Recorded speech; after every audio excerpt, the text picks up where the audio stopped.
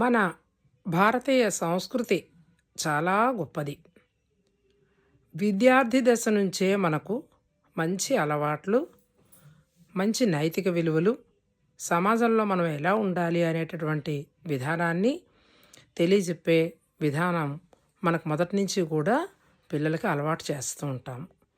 అది ఎంత చిన్నప్పటి నుంచి అనంటే ఒక వాక్య నిర్మాణం తెలిసిన దగ్గర నుంచి కూడా పిల్లలకి చదువు విషయంలో పిల్లలు చదివి అర్థం చేసుకొని ఉపాధ్యాయులు వాళ్ళకు బోధించి చక్కటి అవగాహన కల్పించే విధంగా మనకి నీతులు అనేటటువంటివి బోధించడం జరుగుతుంది.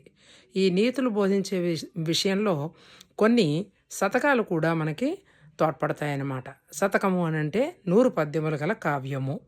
పద్యము అంటే 4 పాదములు కలిగినటువంటిది మొదటి లక్షణం. ఇంకా ఛందస్సు అనేటటువంటి విషయాలు బోల్డ్ ఉంటాయి. కానీ ఇందులో ప్రధానంగా ఒక పద్యానికి ఉండవలసేటటువంటి లక్షణం ఏంటంటే 4 పాదాలు తప్పనిసరిగా ఉండాలి.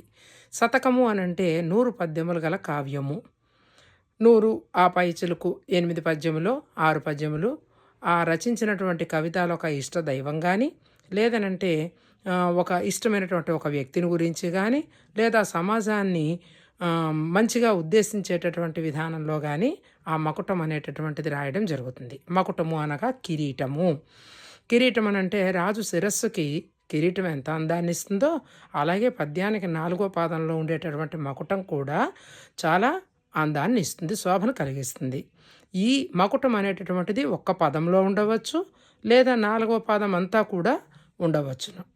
కాబట్టి ఈ పద్యాలు అనేటటువంటివి పిల్లలు నేర్చుకుని చిన్నప్పటి నుంచే కూడా నైతిక విలువలను ఎక్కువగా అవలంబించడానికి తోడ్పడేటటువంటి పద్యాలు, ఉదాహరణకి సుమతి శతకము, వేమన శతకము మొదలైనటువంటివన్నీ కూడా చాలా చక్కగా ఉంటాయన్నమాట.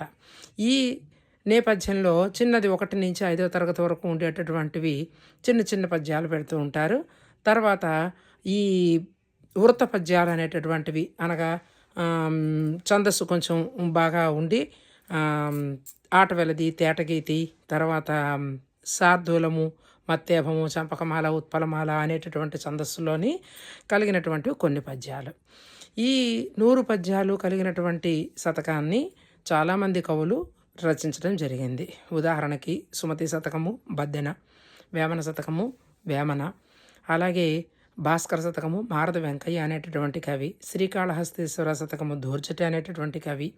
ఇలా అందరూ కూడా చాలామంది ప్రముఖమైనటువంటి కవులు. దాశరథి శతకాన్ని కంచర్ల గోపాన్ అనేటటువంటి రామభక్తుడు రచించడం జరిగింది.